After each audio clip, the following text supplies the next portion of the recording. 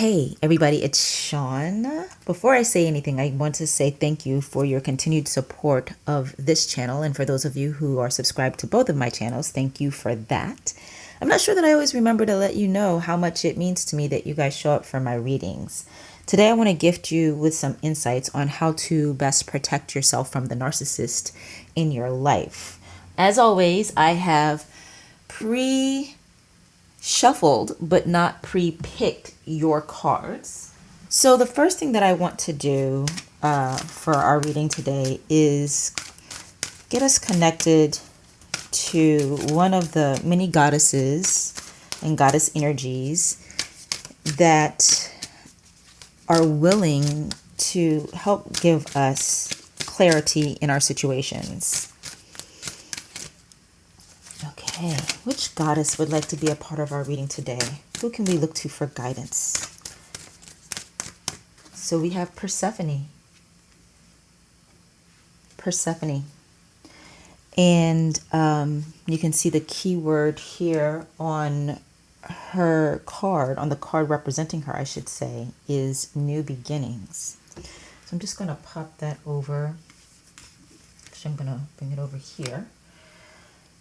Persephone, many of you probably already know Persephone's story, but this is definitely a goddess who, in the telling of what she experienced, did not have control over what was happening to her. And I know that a lot of us, when we're dealing with narcissists, tend to feel that way. And with the keyword of new beginnings, the first intuitive hit that I'm getting is a reclamation, if that's a word. I think it's a word, but a reclaiming of your power is probably a good piece of what is needed for you for protecting yourself from the narcissist in your life. So let's find out what else comes up. All right. How can those of us who are here in this reading today best protect ourselves from the narcissists in our lives? Okay, so we have the Nine of Cups. Actually, let me bring that down a little bit so you can see it better. I hope I'm not talking too low. I just realized I'm in a pretty, I don't know what the energy, I don't know how to describe the energy that I'm in right now. But I'm not all like games and jokes and curse words like I usually am. I just realized I was talking really low. I was like, oh, wait, they may not be able to hear me. So yes, we have Knight of Cups first. Okay. And then we got Queen of Pentacles. How can this group protect themselves from the narcissist in their lives? And we got the Lovers. How can this group protect themselves from the narcissists in their lives? We got the Magician. And we got the King of Wands. Now, this is something that I want to point out to you guys. I know that you are taking a look at the cards and you're probably going, oh, Sean, your cards are upside down. No, they're not. I mean, yes, they are. I mean, what I'm trying to say is my whole deck isn't upside down. I actually have 50% of the cards right side up and 50% of them upside down when I shuffle them. So it's just the way it happened today that all of the cards we got are in the reverse position. And then when I turn my deck over to see the back of deck energy, we have Temperance card, and she is also in the reverse position. Because see, look, see, there's plenty of cards here that are not, I don't know if you guys can see that. There's the Queen of Cups. She's not reversed. Two of Wands, not reversed.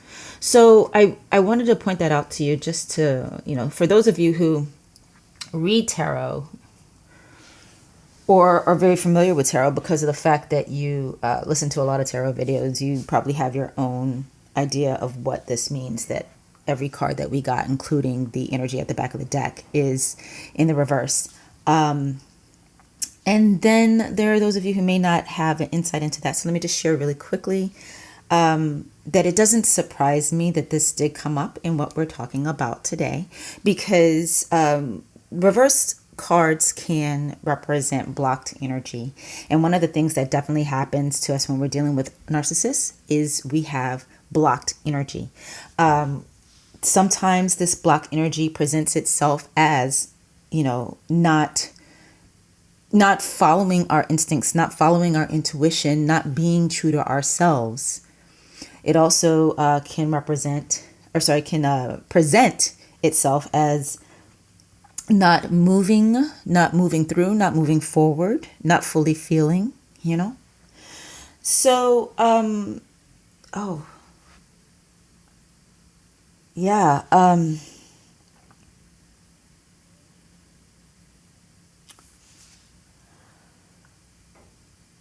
okay. So, and I was just struck by the fact that, and I didn't even notice this as I was saying it, but it's freaking right here in my flipping face. You guys, the Magician represents power. King of Wands represents power. And they are, some might say, the two most powerful cards. I don't want to say that, but how do I put it better? Definitely we have a message here of a blocking of your personal power. And the question that we asked as I pulled was how you can best heal. I keep saying heal, but that's not the question. The question is how you can best protect yourself from the narcissist in your life. And what I'm getting from the entire spread that we have, including Persephone, is advice that might feel counterintuitive. And it is not to try to exert your power with the narcissist in your life. And here is why. Because it's not producing the results that you want. It is not giving you the loving relationship that you want. It is adding to the contention of the relationship. It adds fuel to the fire, because what the narcissist does is they take anything you say to them, whether it's written, text, spoken, and they use it as ammunition against you. They use it to manipulate you. They use it. So while you think I'm standing up for myself with the narcissist, it's not that. That's not how it doesn't have the results as it would in a non-narcissistic association or relationship. Okay. And, striving for balance. Again, this is not something that is going to help protect you in this relationship, because this is a person with whom you cannot have balance, because they do not see you as an equal, and they never will see you as an equal. And it's not because you're not equal. It's just that's not how their brains work. That's not how they process anybody or anything. They are top of the mountain, king of the world,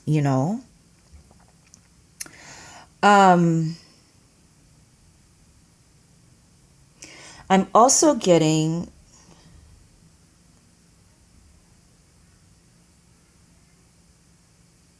it's not even also it's a reiteration of the same idea. So with the Knight of Cups, that's usually taking action. The guidance there when we get Knight of Cups is usually to take action in love, to take action towards something we love, or take loving action, take action in our romantic relationships. And as you can see here, that's also reversed in our spread today. And so again, for some of us, when we are in, say it's a romantic relationship with a narcissist, there sometimes is a tendency to just try to make them feel loved. If you can just make them feel loved enough, they are going to change how they treat you. It's going to better the situation. They're going to be kinder to you, nicer to you, loving in return. That is not, as you have probably already experienced, going to happen. And it's the same with a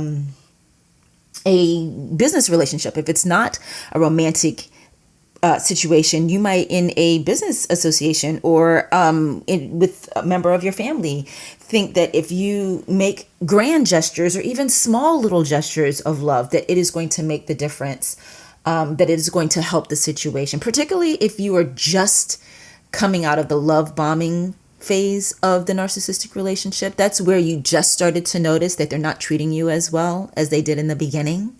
And again, with familiar relationships, that's long-standing, right? It's like cyclical. It happens and then it doesn't, and then it happens and then it doesn't, because with members of our family, we're in those relationships for a very, very long time. And so that whole narcissistic cycle happens, and then, over and over. It happens, does the whole completion of the cycle, and then it restarts, and the whole completion of the cycle, and then it restarts. But for those who are dealing with someone that they're not related to, but they may be, I guess technically married counts as related, but I meant, someone that you're not, it's not your family of origin. So if you are dealing with a romantic partner, whether married or just a partnership or boyfriend, girlfriend, however you want to categorize, I tend to, sometimes I usually say boyfriend when referring to mine, and then I realize I'm too old to be having a boyfriend. So then I will catch myself and say significant other, and then when filling out forms, of course, it's domestic partner, But whatever it is for you, whether it's a romantic relationship or a work relationship, something where you are starting to notice that things are not the same as they were at the beginning,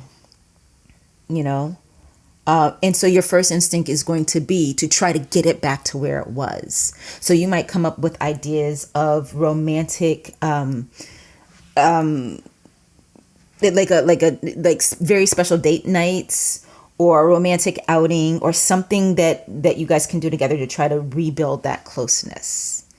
Now, I tend to hesitate to tell people whether or not to stay in a relationship with their significant other, and I definitely never weigh in on whether or not somebody should leave their spouse. I am not qualified to tell you what to do with your life and something as big as that. But what I will say to those of you who are in a newly formed narcissistic relationship, it doesn't get better. It doesn't improve over time. At best, you adapt to what the situation becomes. In the beginning, it feels like your dream come true, but in the long run, it's not that. And it never goes back to what it was in the beginning, not for any lengthy period of time, and definitely not for anything lasting. Okay. So the idea of trying to get that back through gestures that you take, your guidance here is not to take those actions. I'm not saying that the guidance is to leave. That's your choice. I'm saying that the guidance is not to take those kinds of actions. Okay. I'm also getting that for some of you, you feel either that you're already financially connected to this person, so you need to stay in the relationship to continue to have a sense of a stable home or financial security, or you're hoping, for some of you, it's not even that you're there yet, you're connected to them yet, but that you're hoping to have a stable home with this person, a stable home life with them. The guidance here is to let go of that. That is a nurturing home environment is not part of what this relationship is going to be able to give you. If it's a work situation, it's possible that you, or probable, actually not even possible, definite, probably, that your financial stability is currently tied to this person, the narcissist that you're dealing with at your job, whether it's a manager or the owner of the company or a coworker. And the reminder here is that there are other jobs, that you do not have to inextricably tie your financial well-being to them in your thought process. It may be tied to dealing with them right now, but it doesn't have to stay that way. Okay. And I know this is, again, that's an easy thing for me to say. I don't know your life. But many of you know this. Some of you do not. I work in Hollywood. So I deal with, shall we call them, challenging personalities all the time. And there have been several occasions where I've had to make the choice that having my mental well-being was more important than staying connected to that source of income because it came with narcissistic abuse. And so I made the choice to leave, but that's how I chose to roll. You can do whatever you feel is right for you at this time. But the guidance here is that you can let go of the idea that your ability to earn or your financial stability, or again, if it's a romantic relationship and you're in a romantic relationship with someone, tying your idea of a stable home or financial stability to this person, that is not necessarily true.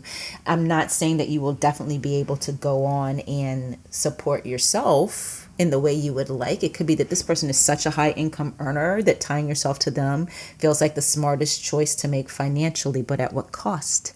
Wow, there's a double entendre there with that question. At what cost?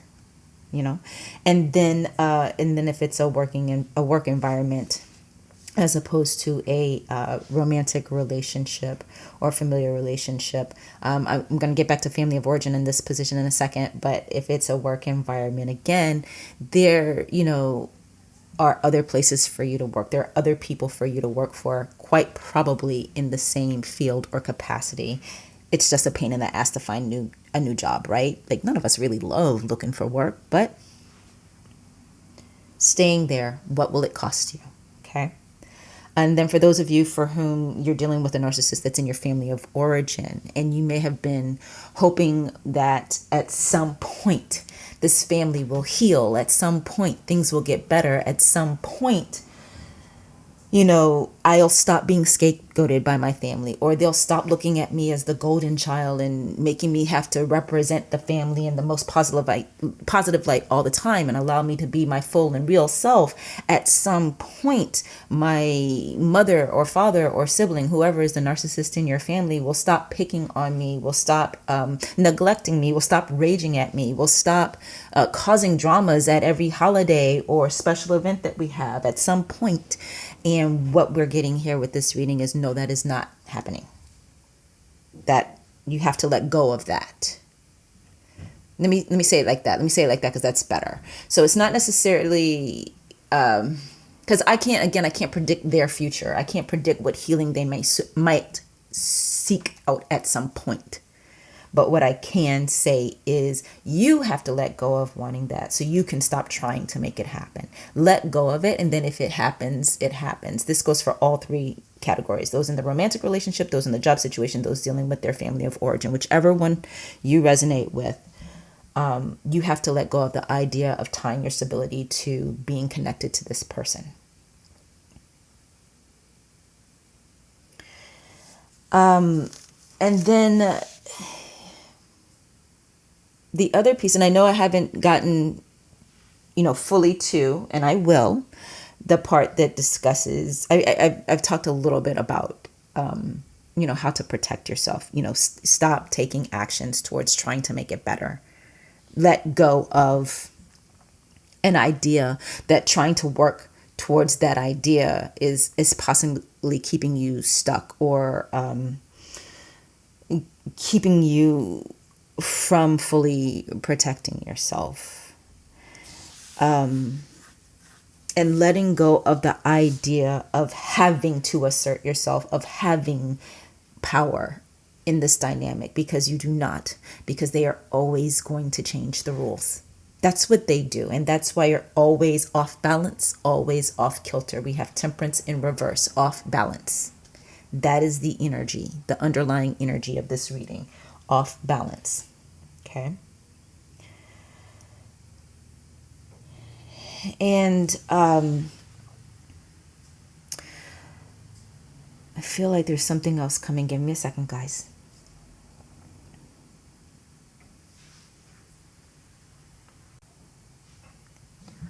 So there's probably a wide range of people who find my videos. By wide range, I mean range of ages, range of personality types, definitely range in location where you guys are, where you live, but I'm getting here, and listen, I feel the need to say this because somebody wrote on one of my recent videos, they said that I talked about, it was a pick a card, and they said that I talked in that the group that they picked, that I said, these are the people who are in a relationship. And this person said that because she wasn't in a relationship, the message that came through for that group, she said, I didn't get it. And the thing to remember about any of these collective readings, whether you find them on my channel or somebody else's, is that it's tapping into energies of a lot of people, and not every message is for you. And in particular, when you get to pick a card, if a message doesn't, first of all, in general, if a message doesn't resonate, just let it go, leave it alone. That's not for you. Move on, find something else that does resonate for you. But if you're doing a pick a card, see if possibly one of the other piles has your message in it. Though I am pretty sure, I haven't gone back and listened to it because I didn't want to give a lot of energy into trying to prove somebody wrong, but I'm pretty sure I probably said this might be people who are already in a relationship, or you have somebody that you are very interested in having a relationship with. So there's someone that you are either,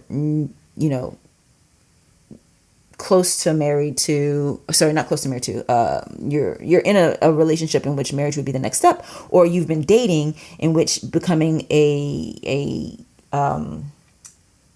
official couple would be the next step. I'm sure I said something like that, but I don't know. And I'm not trying to come into y'all's reading to fix a misunderstanding. My point is, before I give you the next piece of your reading here today, is to remind you all that it is a collective reading. There are a range of different people who are finding this video, and for some of you, what I'm about to say may be your situation, and for others of you, it may not be you, and that's okay too. Take the parts of this message that do help you, because that is my goal, is to give you information that you might find useful. So I say all of that to say, is that like a 2-minute monologue on, hey guys, some of this is for you and some of it is for somebody else. I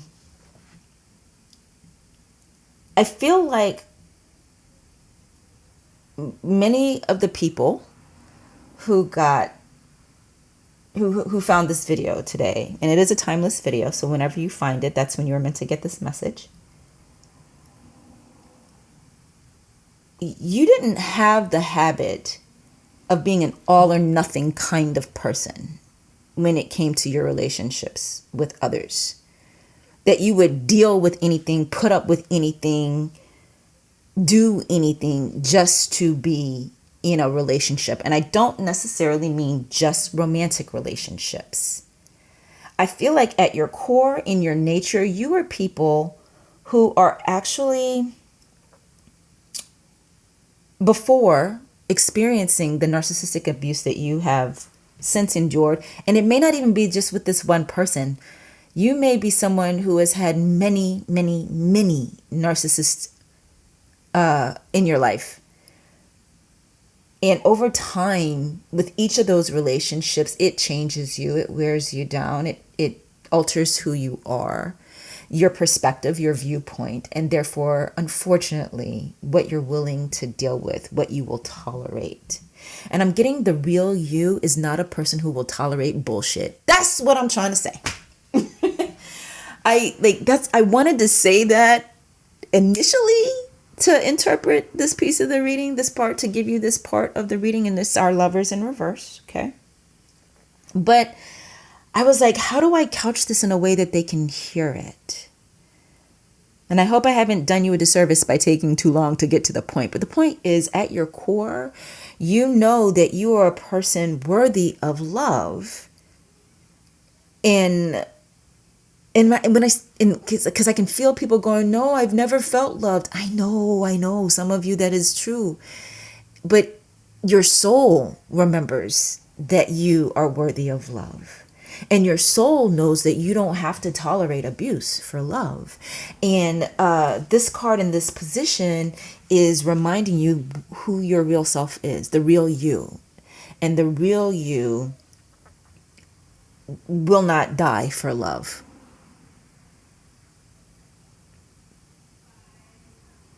And by die, I don't mean literal physical death. Though for some people who deal with narcissistic relationships, that does happen. Either by, unfortunately, suicide or murder. Both are equally horrific. But I mean constantly chopping off parts of yourself to fit this person's need, constantly giving up things for yourself that you want for yourself, that you need for yourself, in order to keep this person feeling comfortable and safe, because that's what it comes down to with the narcissist. Their insatiable need to feel safe, and your responsibility to make that happen for them. And that's one of the reasons why the rules keep changing. Okay. So, I'm going to tell you what I remember of the Persephone myth and tie it to the reading you got here today to the best of my ability. You know how I say in almost every one of these tarot videos, I'm not an astrologer, I'm not, but let me tell you what I know. It's similar here with the Greek mythology. Let me tell you what I know of this goddess and this goddess's story. Keeping in mind that I am neither a professional in literature or history or mythology or any of those things. But I remember that she was almost like, I remember that her story happened to her. It didn't happen through her. Similar to Ophelia in Hamlet, if you remember, oh God, my heart just went boom when I said that. If you are familiar with Hamlet, there are similarities between what happened in Ophelia's story and what happened in Persephone's story. I played Ophelia for North Carolina Shakespeare Festival, God, over 20 years ago now. So I think both of these characters could be considered what we now call empaths. They are definitely those who loved greatly. They each had huge hearts. And for both, though I do want to focus on Persephone because she is the goddess that we connected with for this reading today, their existence was tied to love of others.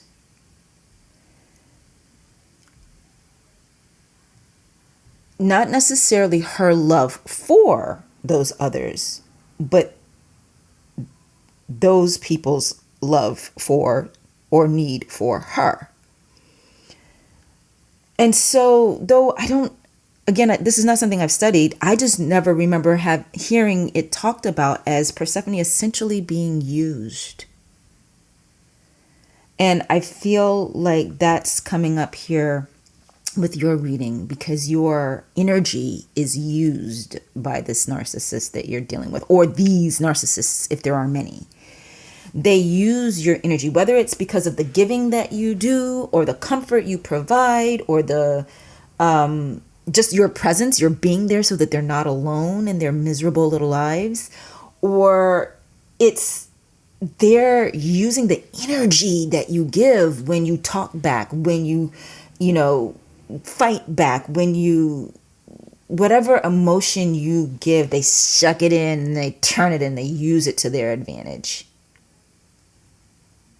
And like in this particular depiction of Persephone, you can see that she's so open, so vulnerable. There's love energy all around her. You can see that. So, and I feel like that's you. I feel like there's an openness to you, and that's why you keep trying, or you keep forgiving. And then there's a softness. Whether or not you still recognize that softness in yourself, it was there in the original factory settings. Is what I like to call it. The part of us that we were before the conditioning, before the traumas, before the dramas, before the changes. So when I say her story is one that happened to her and not through her, it's this. In storytelling, our main character is the one that's taking the actions. They go on the journey. And that's not what happened to Persephone, though we do tend to think of it as the Persephone story. Persephone lived with her mom, and they were responsible for the flowers. This is why we have all these gorgeous flowers on her. Sorry, I just knocked the camera. Sorry about that, guys. On her depiction here. Gorgeous flowers on her dress. And then she was abducted. See if this sounds or feels familiar to your situation. She was abducted by Hades, the king of the underworld. I missed a step. Sorry. He tricked her first. Okay. He did what is the equivalent in the narcissistic relationship of love bombing.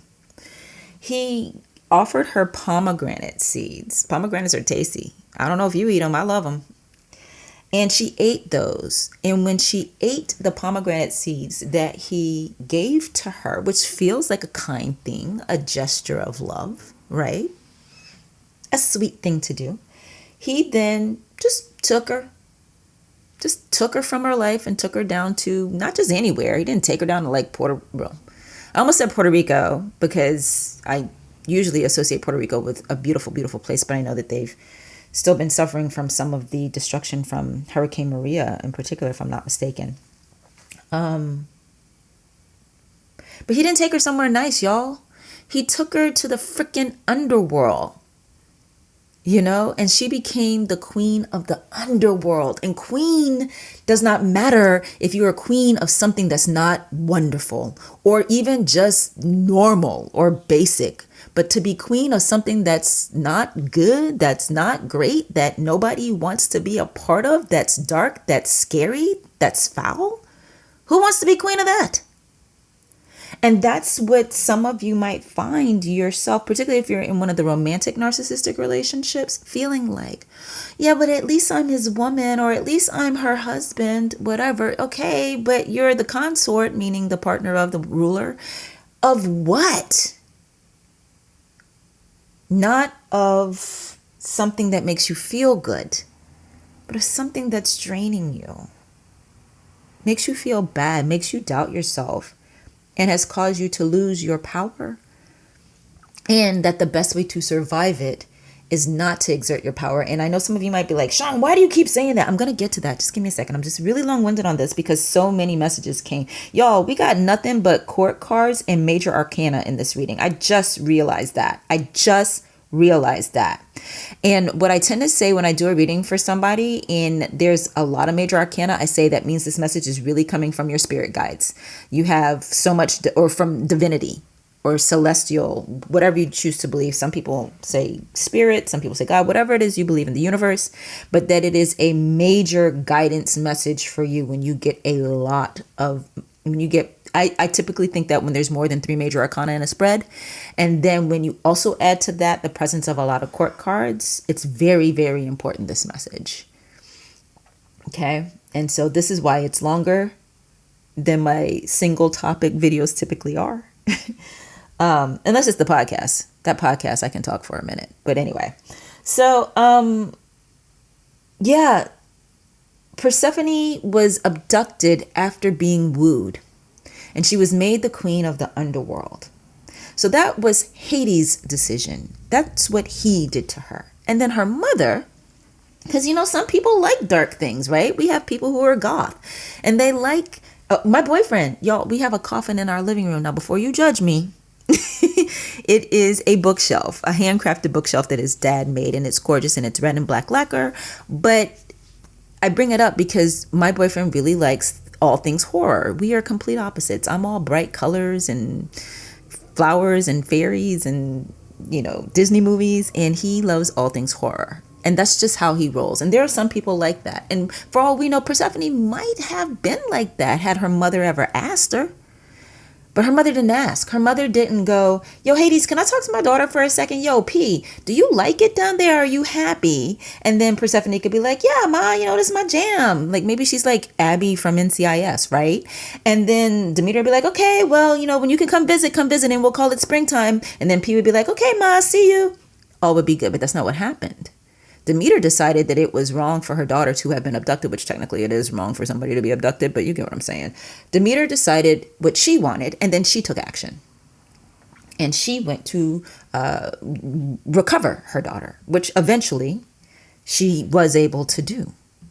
And this is the story of how we get the differences in seasons between springtime and winter.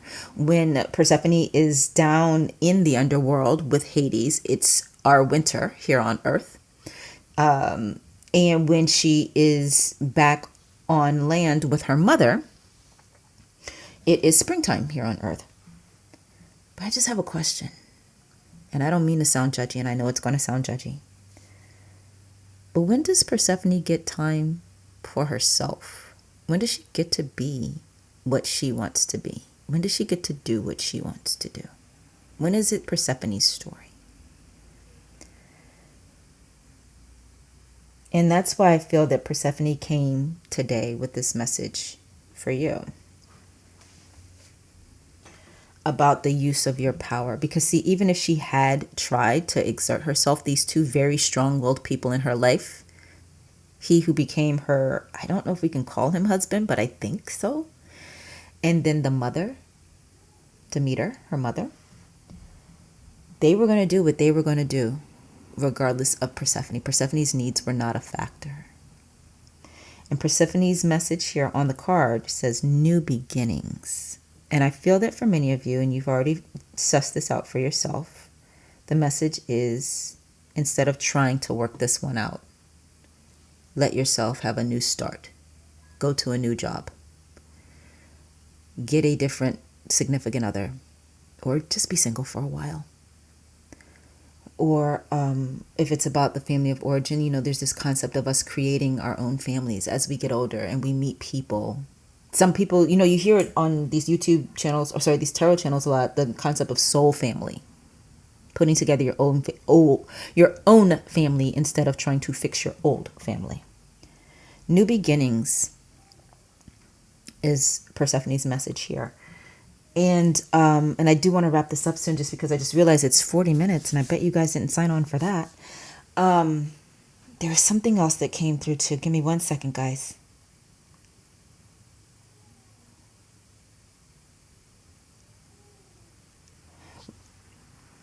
The reason why the best way to protect yourself in this narcissistic relationship is not to exert your power or assert yourself or try to fix it with romantic gestures or whatever, is because you need to preserve that power for yourself. Keep your energy for you, because the narcissist is an energy vampire and they are taking from you. They are sucking you dry. Every bit of energy, that's fun for them. That's a game for them. When you act out or lash out or retaliate or even just respond, this is one of the reasons why they prick until they get an explosive response from you sometimes. Or if it's a work environment, until they make you say that snarky thing. You've been sitting there just not saying anything, just letting it go, just being professional, and then finally you have to say something. They do that because they need that. It makes them feel significant and it makes them feel powerful. And Persephone's message to you is don't give them your power, which is the same thing as saying don't give them your energy. Reserve that for yourself. And some of you have possibly heard of, there are two methods in which you can do this, okay? And you're not being weak. That's the part I haven't said before that some of you, if you've stuck around, have been waiting for. And not being weak. The way to not assert yourself in these relationships and still be a strong person, one of those methods is called gray rocking, and that's where you just do the bare minimum, say the bare minimum, because you have to interact with that person. So if it's a job and situation, or if you co-parent, or if you live with the narcissist, right? And then the other way, which is my personal favorite way to deal with these fuckers, because that's how I see them, is no contact. Ooh, I do love cutting a narcissist out of my life. I love it. Shit, I love cutting anybody out of my life who doesn't need to be there. You don't even have to be narcissist. But anyway. So don't feel like you have to make things work. Don't feel like you have to fix things. Don't feel like you have to assert yourself. You have to stand up for yourself. You have to be in your power. Remember that the power is yours. Not meaning power over another person, and definitely not meaning power over the narcissist, because they're not going to let you have it. I mean, the power in you, your energy, is yours. And it's for you to make the most out of your life for you. So that you can blossom.